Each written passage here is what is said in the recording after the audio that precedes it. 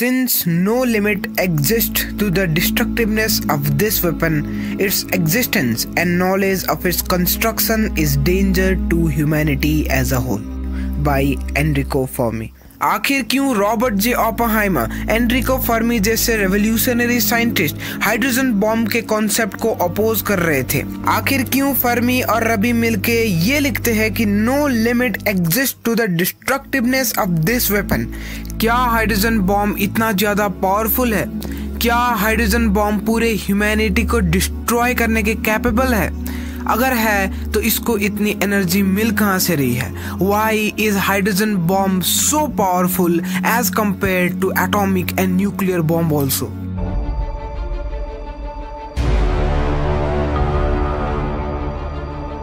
Hydrogen bomb basically एक fusion bomb है, जिसका मतलब ये है कि न्यूक्लियर फ्यूजन रिएक्शन की मदद से हाइड्रोजन बॉम्ब में एनर्जी प्रोड्यूस होती है। For those of you who don't know, nuclear fusion reaction एक ऐसा रिएक्शन है जिसमें दो लाइटर न्यूक्लियाई एक दूसरे के साथ कंबाइन होकर एक हैवी न्यूक्लियाई बनाने की कोशिश करते हैं। अब why do they do so? Because universe में हर सब्सटेंस को स्टेबिलिटी चाहिए होता है, and according to the binding energy per nucleon curve, mid ranger element के न्यूक्लियस सबसे ज्यादा स्टेबल होते हैं। तो इसीलिए लाइटर न्यूक्लियाई कंबाइन होकर हैवियर न्यूक्लियाई में कन्वर्ट होने की कोशिश करते, एंड हैवियर न्यूक्लियाई स्प्लिट होकर लाइटर न्यूक्लियाई में कन्वर्ट होने की कोशिश करते। तो ये सारी चीजें मैंने इस वाले वीडियो पर एक्सप्लेन किया हुआ है, तो इसीलिए इस वीडियो के खत्म होने के बाद ये वीडियो भी तुम लोग देख सकते हो। अब हाइड्रोजन बॉम्ब सिंच एक न्यूक्लियर फ्यूजन बॉम्ब है जिसमें न्यूक्लियर फ्यूजन रिएक्शन होता है, इसीलिए वो बहुत ज्यादा एनर्जी जनरेट करता है।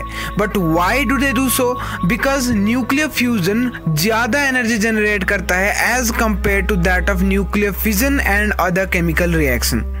एग्जाम्पल के लिए तुम ये मान सकते हो कि 1 टन ड्यूटेरियम जो कि न्यूक्लियर फ्यूजन रिएक्शन अंडरगो करता है, वो ऑलमोस्ट 29 बिलियन टन कोल के इक्विवेलेंट होता है। तुम यहीं से अंदाजा लगा सकते हो कि ये कितना मैसिव एनर्जी है। अब बात करते हैं हमारी इस वीडियो की मेन मुद्दे के बारे में, the hydrogen bomb and its construction. तो जैसा कि मैंने तुम लोगों को पिछले वीडियोस में बता रखा है कि न्यूक्लियर फ्यूजन रिएक्शन को होने के लिए बहुत ज्यादा टेम्परेचर की जरूरत पड़ती है। अब हाइड्रोजन बॉम्ब एक फ्यूजन बॉम्ब है, और इसीलिए हाइड्रोजन बॉम्ब के अंदर न्यूक्लियर फ्यूजन रिएक्शन को ट्रिगर करने के लिए हमें बहुत ज्यादा टेम्परेचर की जरूरत पड़ेगी। अब वो टेम्परेचर हम जनरेट कैसे करेंगे? तो इसका सिंपल आंसर है यूजिंग न्यूक्लियर फिजन रिएक्शन। जी हाँ, हाइड्रोजन बॉम्ब में ना ही सिर्फ न्यूक्लियर फ्यूजन रिएक्शन हो रहा होता है, बट न्यूक्लियर फिजन रिएक्शन भी हो रहा होता है। हाइड्रोजन बॉम्ब के अंदर बेसिकली 2 एक्सप्लोजिव्स होते हैं, एक होता है प्लूटोनियम बॉम्ब और दूसरा होता है हाइड्रोजन फ्यूल। पहले तो प्लूटोनियम बॉम्ब को कंप्रेस किया जाता है using some sort of techniques, जिसकी वजह से प्लूटोनियम बॉम्ब के अंदर न्यूक्लियर फिजन रिएक्शन होना शुरू होता है, इसीलिए प्लूटोनियम बॉम्ब एक्सप्लोड होता है, और इसके एक्सप्लोड होने की वजह से बहुत ज्यादा टेम्परेचर जनरेट होता है। इसकी वजह से न्यूक्लियर फ्यूजन रिएक्शन हो रहा होता है, इसीलिए हाइड्रोजन के मॉलिक्यूल एक दूसरे के साथ मिलके ड्यूटेरियम बनाएंगे, ट्रिटियम बनाएंगे, ट्रिटियम मिलके हीलियम बनाएंगे, और some sort of nuclear fusion reaction goes on within there. तो इसीलिए हाइड्रोजन बॉम्ब के अंदर न्यूक्लियर फ्यूजन रिएक्शन भी हो रहा होता है, न्यूक्लियर फिजन रिएक्शन भी हो रहा होता है, and that's why it is so much powerful. एक नॉर्मल प्लूटोनियम बॉम्ब या फिर यूरेनियम बॉम्ब जो कि न्यूक्लियर फिजन रिएक्शन अंडरगो करता है, वो अप्रोक्सीमेटली 20 किलोटन ऑफ TNT जितना एनर्जी जनरेट करता है। वहीं एक हाइड्रोजन बॉम्ब जो कि न्यूक्लियर फ्यूजन और न्यूक्लियर फिजन दोनों रिएक्शन अंडरगो कर रहा होता है, वो अप्रोक्सीमेटली 10,000 किलोटन ऑफ TNT जितना एनर्जी जनरेट करता है। It's approximately 500 times greater than that of fission bombs.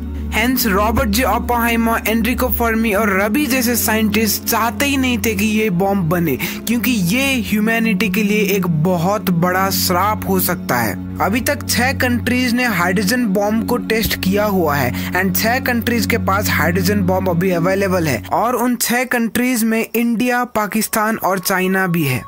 So hence अभी तक हमारे पास जितने भी हाइड्रोजन बॉम्ब्स अवेलेबल है, अगर उनको यूज करने की नौबत आ गई तो दुनिया बहुत ही बड़े खतरे में होगी।